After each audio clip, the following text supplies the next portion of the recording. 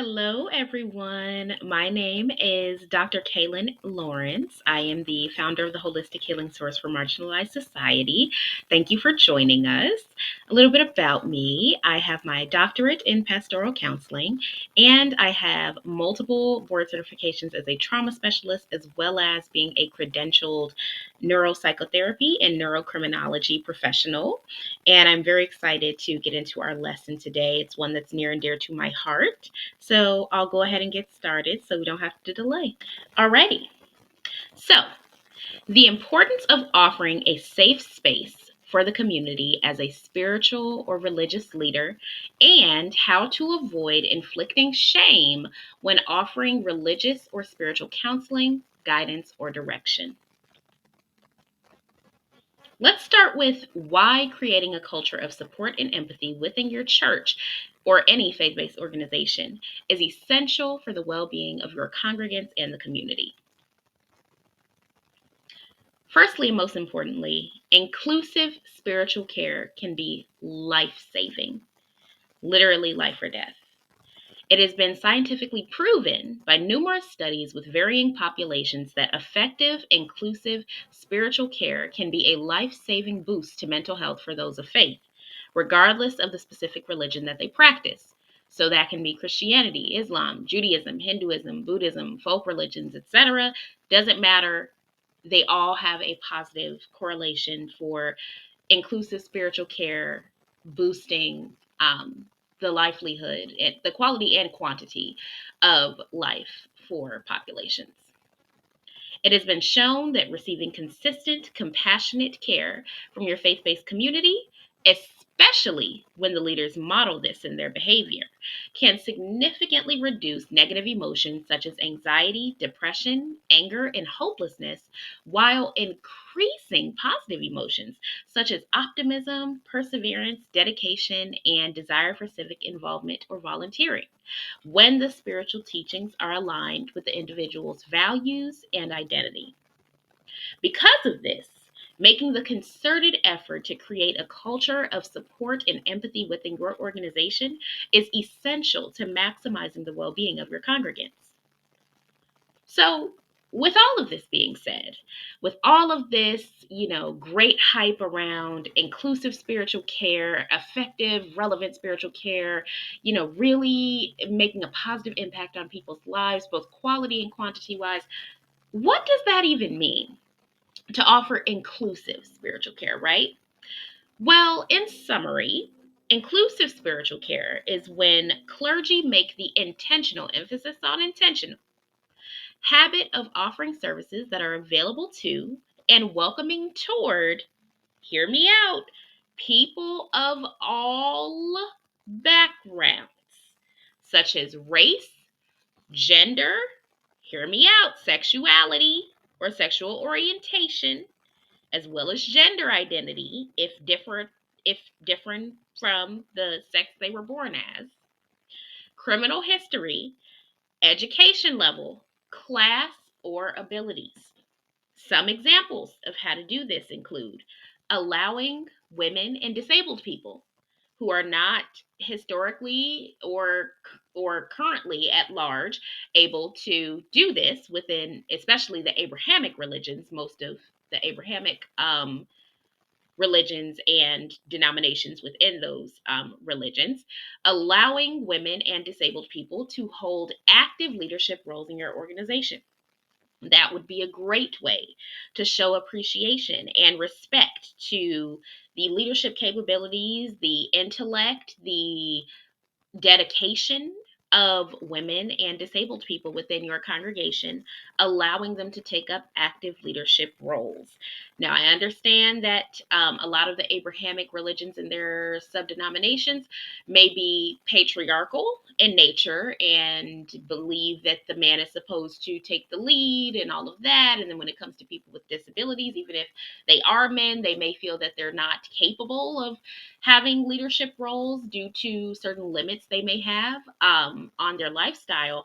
However, Allowing women and disabled people to hold those leadership positions could make all the difference in not only setting a positive role model for the women and the disabled people in the congregation, but also in providing a diversified, more well-rounded perspective to the leadership team that can help them be more effective in how they govern the church and develop programming as well. Secondly, allowing members of all financial status to join and removing mandatory tithing or contributions. This is one that I have always felt was a little bit counterproductive, to say the least, when churches or religious groups require mandatory tithing. It's not an association, it's not a trade organization. You shouldn't be paying mandatory membership dues to worship God, whatever God looks like to you, God or gods, or goddess or goddesses, the universe, whoever the higher power is for you, you should not be forced to pay membership dues, which is essentially what tithing, mandatory tithing at least, is. You should not be forced to pay those things just to worship God. Okay. Now, obviously, churches are nonprofit organizations. Many church leaders might even work for free or a very low salary. So, of course, they need money to run, right? But allowing members of any financial status to join without the burden of mandatory tithing with money they may not even have, single moms with multiple kids, people who are on fixed income, the elderly, the retired, the disabled, people who, maybe going through a really rough patch in life. Maybe they lost their job and, they haven't worked in a year because the economy's not great, they should not have to worry about not having a safe place to come and praise God, worship God, repent, whatever they want to do in line with their spiritual beliefs.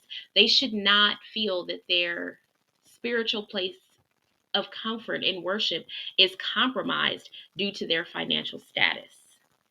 So that's a good one to work into your budget and into your just operational structure if you are a religious organization, removing any mandatory tithing or financial contributions.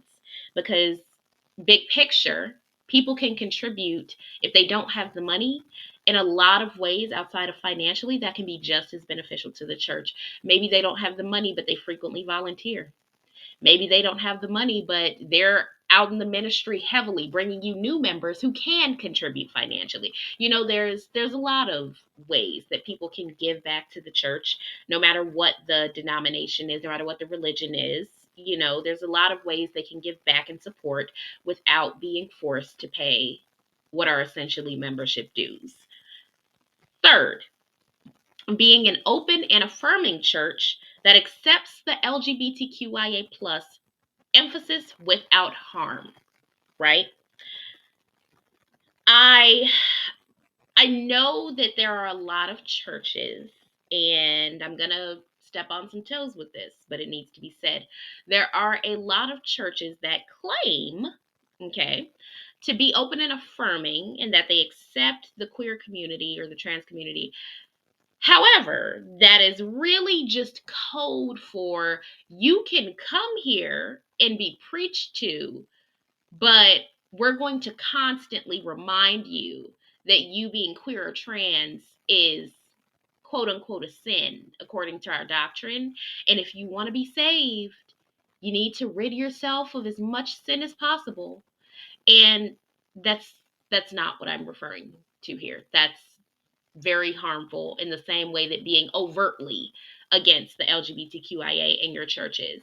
Just because you're not directly saying that they can't come at all and that they can't be present, period, for any of your events or any of your programming, just because you're not explicitly saying that, if they know that every time they come to church, someone's going to be, trying to convert them from their natural gender identity or sexuality that is not a choice, because you do not choose, fun fact, you do not choose your sexuality. You do not choose who you're attracted to. That is a result of nature and nurture, both of which are out of your hands. Okay. So if you are saying you're open and affirming, but you're really only doing that to recruit more people, and then when they get there, they're constantly reminded of how they need to be straight or cisgendered, in order to be truly accepted by God, that is not what I'm talking about. I'm saying allow the LGBTQIA to come to your church, enjoy the message, participate in the activities, do what the other congregants are doing, without trying to change who they are as a core fundamental, because honestly it's not really any different telling someone who's part of the LGBTQIA that they can't worship in peace at your church. It's no different than telling a white person telling a black person or a brown person, oh, because of your identity you can't freely worship here. Same way you can't choose if you're like, you can't choose who you're attracted to. The same way I can't change the fact that I'm a black woman. It just is what it is. So those would be 3 great examples of how you can offer inclusive spiritual care and programming. Next, my point here is to demonstrate the benefits to you as a religious leader or spiritual leader or healer or clergy or whatever you call yourself. Let me demonstrate a tangible benefit to you of offering inclusive spiritual care and programming. Ministry thrives on love and humanity. Spiritual leaders, regardless of religion, are called upon by their higher power to bring joy, peace, healing, and salvation to their communities through spreading their faith.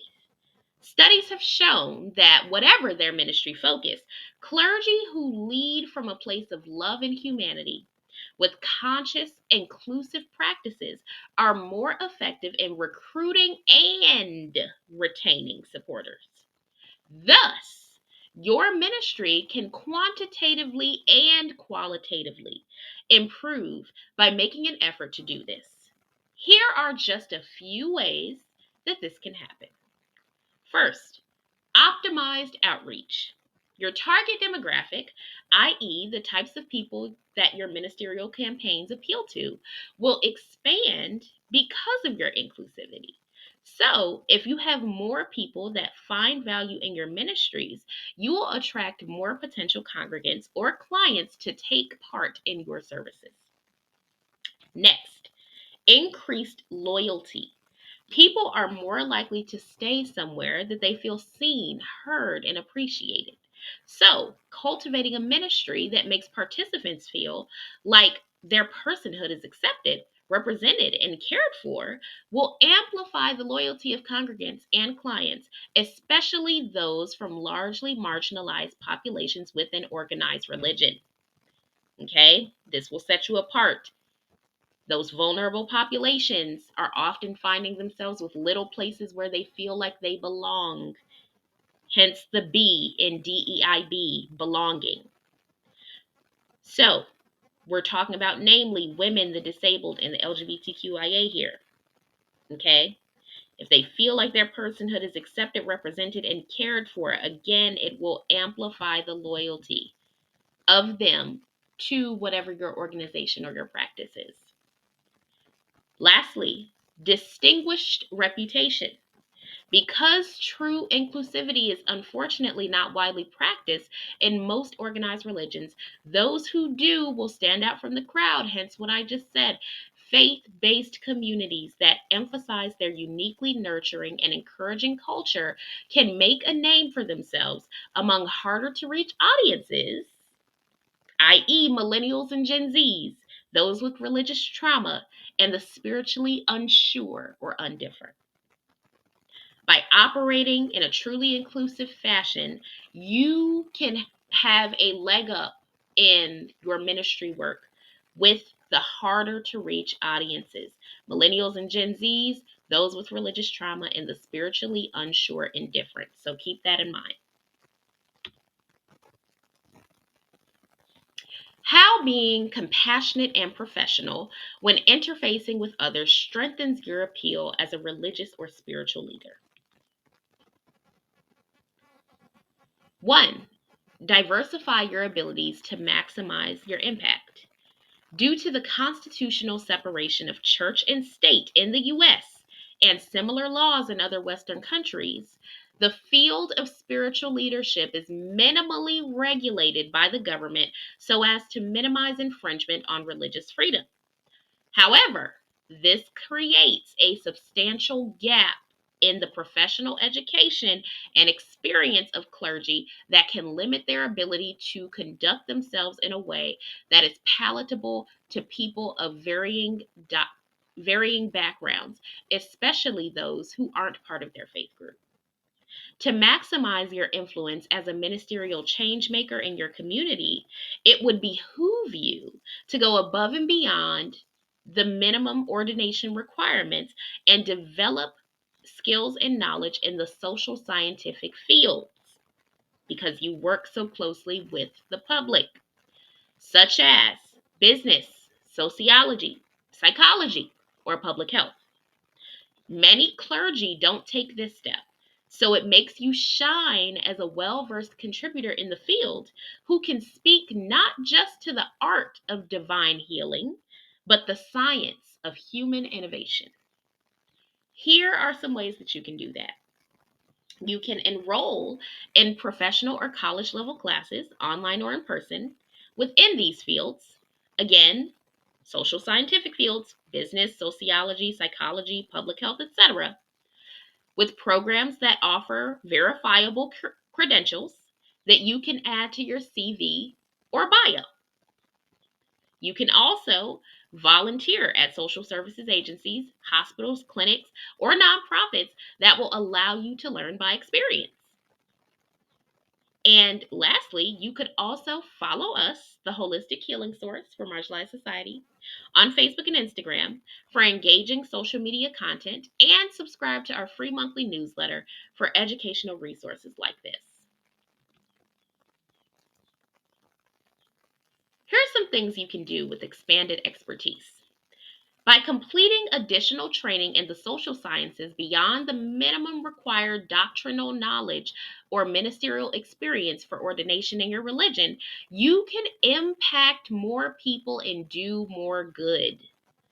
You can impact more people and do more good. Some opportunities include you could become a faith based therapist, someone who is able to help people cope with diagnosed mental health conditions such as clinical depression, clinical anxiety, trauma, or grief. This is me. This is what I am. Relevant, a relevant degree and certification are required. You could become a seminary teacher or a professor who trains other ministers to be well rounded theologians, ethical congregation and community leaders, and fine exemplars of their faith. For this, a relevant degree is required. You could become a public speaker, someone who gets booked to present at conferences and professional events to engage and educate the masses.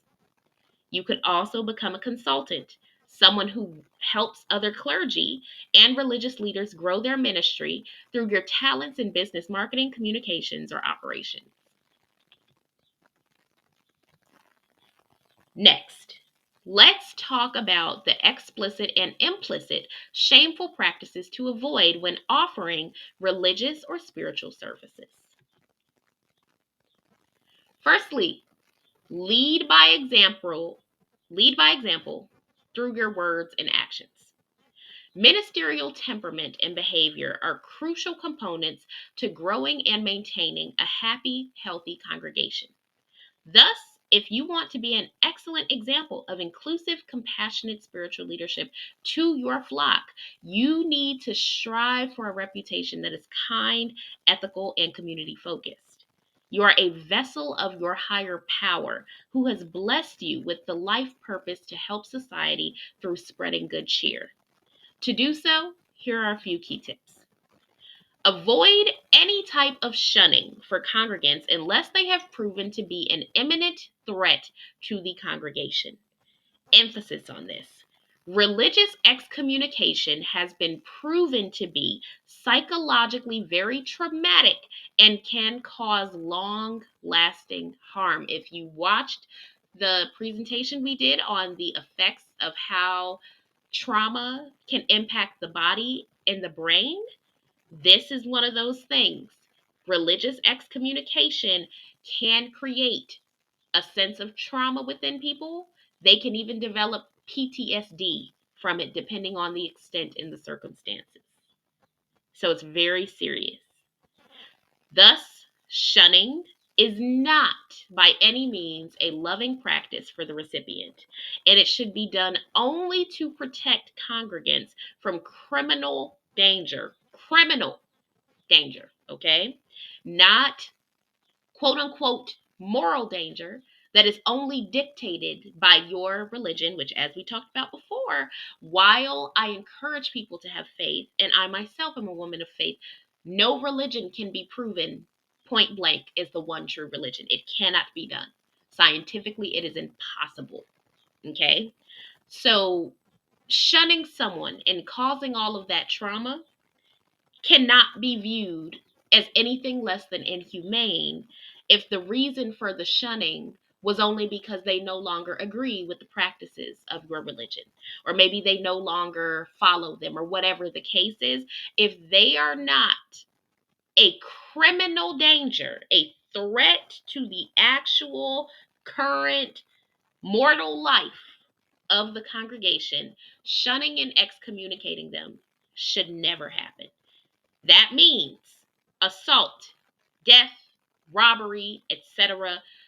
If they are doing those things within the congregation or to others and becoming a threat, then, maybe that's something you would want to look at. But if it is not something of that serious of a nature, shunning should not be a practice. It's inhumane.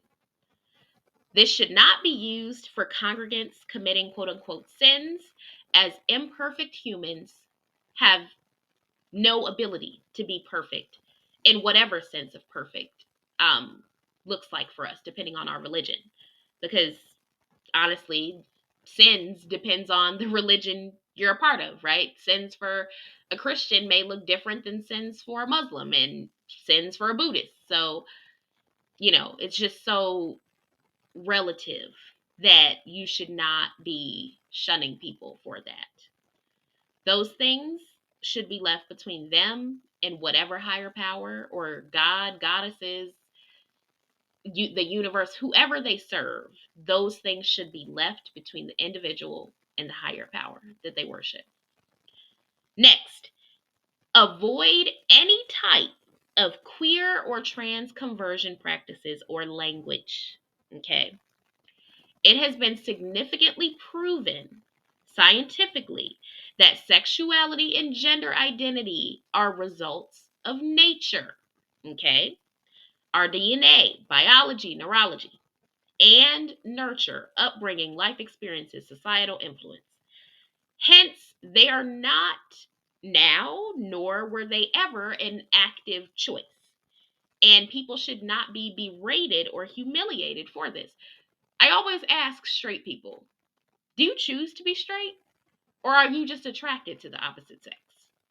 Like, did you actively choose to be attracted to them, or are you just attracted to them? No doubt the answer is, oh, I'm just attracted to them. Yeah. Guess what? It's the same thing with queer folks. They don't choose to be queer, they just are.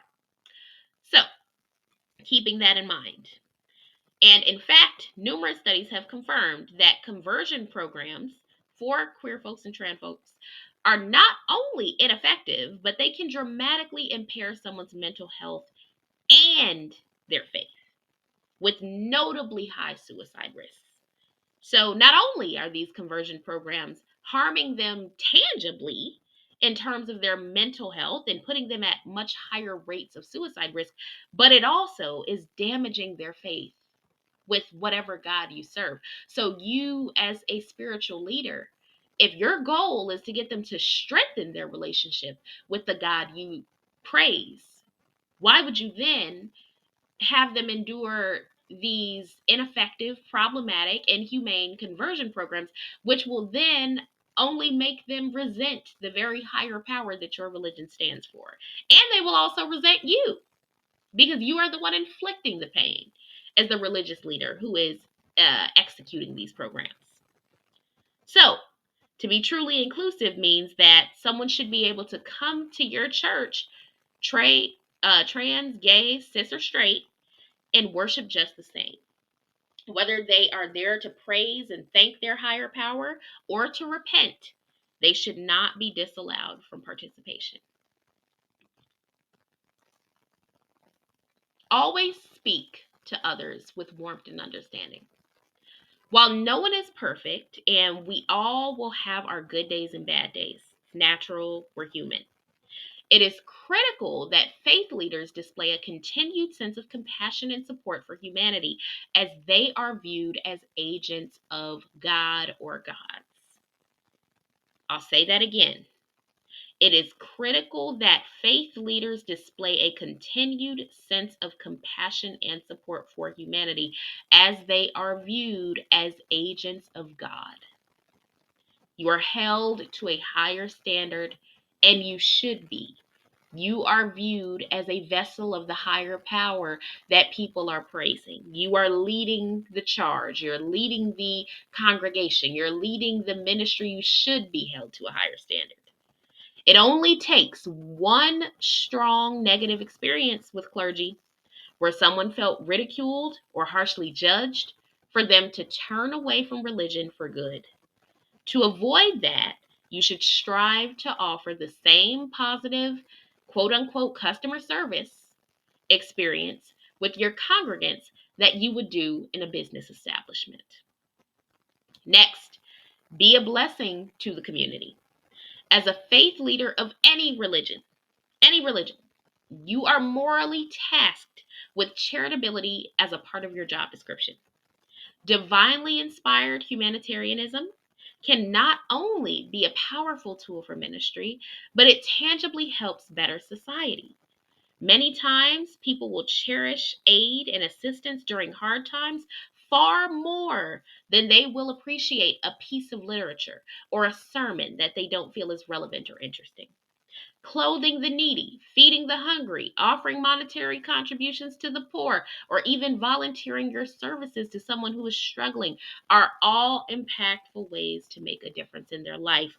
This is going to have much bigger impact on them than any piece of literature, any amount of preaching, any sermon they can tune into or witness. It will have psychologically a much deeper it will have a much deeper impression on them to see you as a faith leader tangibly, meaning they can see it with their own eyes, they can feel it in the moment, literally, physically. To see you helping them in their time of need with an immediate threat, a very real threat that is not left up to interpretation. They know that they need coats for their kids because it's wintertime. They know they're going to get evicted if they can't pay their rent. They know their car is broken down and they can't afford a mechanic and they need the car to get back and forth to work to provide for their family. Whatever it is, the service you're offering, the item you're donating, the money you're giving them, whatever the blessing is that you are being to them will make a much bigger impact and a much more positive impression than any type of religious programming, direct religious programming, more than any of that will ever do for them, any of that content. So keep that in mind. That should be at the forefront of your ministry, tangibly helping people in need. Also, practice what you preach. This cannot be said enough. It cannot be emphasized enough. Practice what you preach. As a spiritual or religious leader, this is mandatory.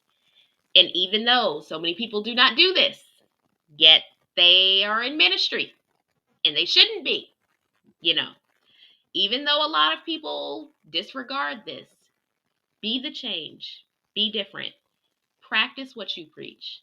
Hypocrisy is a paramount cause of people leaving religion and losing their faith. Unfortunately, there have been far too many cases of clergy boldly preaching one message, but living a private life that is grossly inharmonious. To avoid being a stumbling block to your congregants or community, endeavor to live authentically and be the best version of yourself in accordance with your faith. It's hard, it's a daily struggle, it's a huge commitment. It is an entire lifestyle shift.